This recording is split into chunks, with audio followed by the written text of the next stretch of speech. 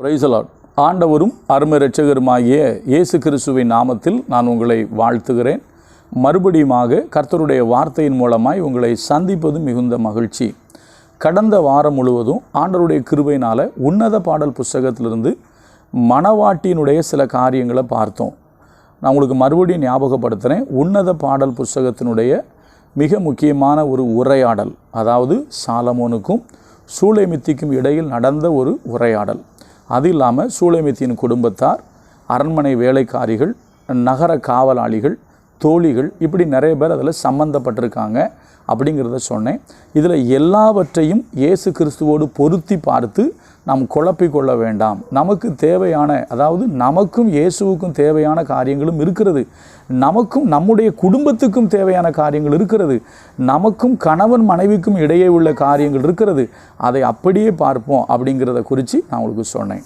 கடந்த வாரத்தில் மணவாட்டியினுடைய சில காரியங்களை சொன்னேன். இப்போது மணவாளன் எப்படி இருக்கிறார், மணவாட்டி எப்படி இருக்கிறார், அது ரெண்டுமே பேசுகிறேன். மணவாளன் என்று சொல்வது இந்த இடத்துல நான் முதல்ல சாலமோனை வைக்கிறேன், அப்புறம் இயேசுவுக்கு ஒப்பிட்டு சொல்கிறேன். ஏன்னா யாரையுமே இயேசுவுக்கு நம்ம முழுசும் ஒப்பிட முடியாதுன்னு சொன்னேன். ஏன்னா அவரே சொல்கிறாரு, என்ன யாருக்கு நீங்கள் ஒப்பிடுவீங்க அப்படிங்கிறாரு. அதனால் முழுக்க எல்லா காரியத்திலும் எல்லாவற்றிலும் எல்லாரையும் இயேசுவோடு என்ன செய்ய வேண்டாம், ஒப்பிட நம்ம வேண்டாம். அதை கவனமாக கவனித்து பார்த்து நம்ம பேசுவோம், சரியா? இப்போ பாருங்கள், மணவாளனுடைய சத்தம் மணவாட்டிக்கு கேட்கிறது. இப்போ நான் படிக்கிறேன் உன்னத பாடலின் புஸ்தகம் 2வது அதிகாரம் 8வது வசனம். இது என் நேசருடைய சத்தம், இதோ அவர் மலைகள் மேல் குதித்தும் மேடுகள் மேல் துள்ளியும் வருகிறார். என் நேசர் வெளிமானுக்கும் மறைக்குட்டிக்கும் ஒப்பாயிருக்கிறார். இதோ அவர் எங்கள் மதிலுக்கு புறம்பே நின்று பலகனி வழியாய் பார்த்து கிராதியின் வழியாய் தமது மலர்ந்த முகத்தை காண்பிருக்கிறார். ஆக்சுவலாக அவங்க என்ன சொல்கிறாங்கன்னா, சாலமோன் இவங்களை பார்க்கறதுக்கு வர்றார். சாலமோன் சூலேமித்தியை பார்ப்பதற்காக வர்றாரு. பார்க்கறதுக்கு எப்படி வர்றாருங்கிறத அவங்க வர்ணித்து அவங்க சொல்கிறாங்க, சரியா? அப்போ அவருடைய மலர்ந்த முகத்தை காண்பிக்கிறார், கிராதி வழியாக அவர் எட்டி பார்க்குறாரு அப்படிங்கிறாப்புல.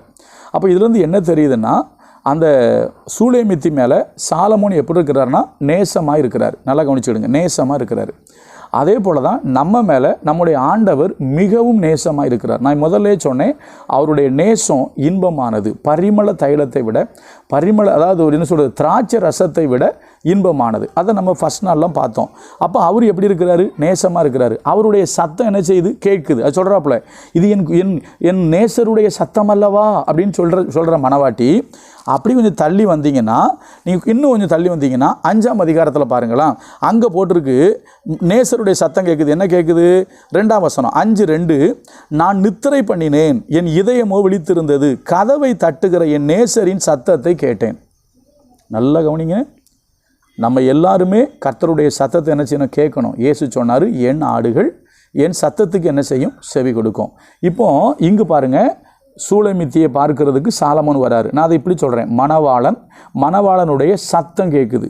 அப்போ மணவாளனுடைய சத்தம் கேட்குது. என் மணவாளுடைய சத்தம் என்பது அடையாளப்படுத்திட்டாங்க, இது யாருடைய சத்தம். அப்போ இது மணவாளனுடைய சத்தம் தாங்கிறது தெளிவாக யாருக்கு தெரியுது, மணவாட்டிக்கு தெரியுது. அப்படி கொஞ்சம் தள்ளி வரும்போது தான் என்ன சொல்கிறாப்புல, நம்ம அதை 2ல் அந்த மாதிரி சொல்கிறாப்புல. இப்போ நீங்கள் 5க்கு வந்தீங்கன்னா இடையில நிறைய விஷயங்கள் இருக்குது, நான் அதுக்குள்ளெல்லாம் போகல. நமக்கு என்ன தேவையோ அதை மட்டும் எடுத்துக்குவோம், சரியா? இப்போ பாருங்கள், அவர் சொல்கிற வார்த்தை, என் நேசரின் சத்தத்தை கேட்டேன். என்ன சத்தம்? கதவை தட்டுகிற நேசரின் சத்தத்தை கேட்டேன். வெளிப்படுத்தல் ஆண்டவர் சொன்னார் அல்லவா, இதோ வாசற்படியில் நின்று கதவை தட்டுகிறேன், ஒருவன் என் சத்தத்தை கேட்டு கதவை திறந்தால் அப்படின்னு சொல்கிறார். நான் அவனிடத்தில் பிரவேசித்து அவனோடு போஜனம் பண்ணுவேன், அவனும் என்னோடு போஜனம் பண்ணுவான். இது நமக்கு ஆண்டவர் சொன்ன ஒரு வார்த்தை.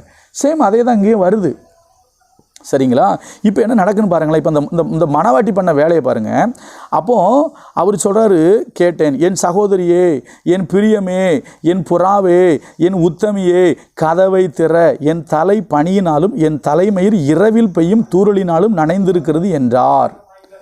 அப்போ மணவாட்டி என்ன செய்யணும், மணவாளன் வெளியே நின்று கூப்பிடுறாரு, கதவை என்ன செய்கிறாரு, தட்டுறாரு. அப்போ கதவை தட்டினா கதவை என்ன செய்யணும், திறக்கணும். இந்த அம்மாவோட ரிப்ளை இங்கே பாருங்கள், அதை போட்டிருக்கு, என் வஸ்திரத்தை கலட்டி போட்டேன், நான் எப்படி அதை திரும்பவும் உடுப்பேன், என் பாதங்களை கழுவினேன், நான் எப்படி அவைகளை திரும்பவும் அழுக்காக்குவேன் என்றேன். என் நேசர் தமது கையை கதவின் துவாரத்தின் வழியாய் நீட்டினார், அப்பொழுது என் உள்ளம் அவர் நிமித்தம் என்ன பண்ணிச்சான், பொங்கிச்சான். அடுத்த வார்த்தையை பார்த்தீங்கன்னா, என் நேசருக்கு அது கதவை திறக்க நான் எழுந்தேன். பூட்டின கைப்பிடிகள் மேல் என் கைகளிலிருந்து வெள்ளை போலமும் என் விரல்களிலிருந்து வாசனை வெள்ளை போலமும் வடிந்தது. என் நேசருக்கு கதவை திறந்தேன், என் நேசரோ இல்லை, போய்விட்டார். எப்படி? அவர் சொன்ன வார்த்தையால் என் ஆத்துமா சோர்ந்து போயிற்று. அவரை தேடினேன், அவரை காணவில்லை. அவரை கூப்பிட்டேன், அவர் எனக்கு மறு உத்தரவு கொடுக்கவில்லை. இது ரொம்ப ஒரு அழகான சப்ஜெக்ட். எடுத்து பேசணும், நிறைய பேசணும் மணவாட்டியை பற்றி. காட்டில் ஆடு மேய்ச்சிக்கிட்டு திராட்சை தோட்டத்துக்கு காவரிகாரியாக இருந்து கருகருத்து போயிருந்த சூளை மெத்தியை விரும்பி கல்யாணம் பண்ணி கொண்டு அரண்மனையில் கொண்டு வச்சா மணவாளன் வந்து கதவை தட்டினா என்ன செய்ய மாட்டேங்குது? கதவை திறக்க மாட்டேங்குது. இன்றைக்கும் அப்படி தான் நம்ம இருக்கிறோம். எங்கேயோ கிடந்தங்க, எப்படியோ கிடந்த நம்மளை ஆண்டவர் ரட்சித்து அபிஷேகித்து அவருடைய பிள்ளையாக வச்சு, இப்போ பாருங்கள் என்ன ஊழியக்காரனாக வச்சுருக்காரு. நம்மளை அவருடைய பிள்ளையாக, அவருடைய சந்ததியாக, பரலோக ராஜ்யத்துக்கு பங்குள்ளவங்களாக மாற்றி நம்மளை கொண்டு வந்து வச்சா, கதவை தட்டுகிற நேசருடைய சத்தத்தை கேட்கறதுக்கு நமக்கு என்ன இல்லை, மனசு இல்லை. இப்போ சொல்கிற நான் எப்படி எழுந்து வருவேன் என் வஸ்திரத்தை, அதுக்கு இன்னொரு அர்த்தமும் சொல்லுவாங்க. இதை உள்ளபடி பார்ப்போமே. அந்த அம்மா கையில் வெள்ளைப்போளம் வடிதான், அவ்வளவு மேக்கப்பு, அவ்வளவு. அப்போ நீ அவ்வளவு மேக்கப் யாருக்கு போட்டா? நல்லா கவனிக்கணும். நீ அவ்வளோ மேக்கப் உனக்காக வரப்போகிறது மணவாளன். நீ மணவாளனுக்காக காத்திருக்கிற மணவாட்டி தானே. நான் வஸ்திரத்தை கலட்டி போட்டுட்டேன், ஸோ வேறு ட்ரெஸ் சேஞ்ச் பண்ணியிருக்கலாம். இப்போ நம்ம ஊரில் நைட்டு படுக்கும்போது நைட்டி போடுவாங்க சில பேர், சரி வச்சுக்கிடுவோமே. அடுத்தது மேக்கப், நைட்டு படுக்கும்போதெல்லாம் வெள்ளை போனால் வடி தான் அப்படி கீழே, அந்தளவுக்கு மேக்கப் போட்டிருக்குது. அப்போ சரியா? அப்போ இதெல்லாம் யாருக்காக நீ போட்ட? மணவாளன் வந்து நிற்கிறாரு. மணவாளனுக்கு கதவை திறக்கிறதுக்கு என்ன இல்லை, மனசு இல்லை. 2ஆம் அதிகாரத்தில் பார்த்தோம், இது என் நேசருடைய சத்தம் அல்லவா, என் நேசர் என்னை நேசித்து என்கிட்ட குதிச்சு வராருன்னு சொல்ல தெரியுது இல்லை. அதே மணவாளன் வந்து கதவை தட்டுறாரு. மணவாட்டி கதவை திறக்கிறதுக்கு என்ன இல்லை, மனசு இல்லை. இன்றைக்கி நம்மளும் அப்படி தாங்க இருக்கோம். ஆரம்பத்தில் நல்ல ஆண்டவர்கிட்ட இருந்தோம். இன்றைக்கி அவர் குரலை கேட்குறதுக்கு நமக்கு விருப்பம் இல்லை. இன்றைக்கி சபைக்கு கர்த்தருடைய சத்தத்தை கேட்குறதுக்கு விருப்பம் இல்லை.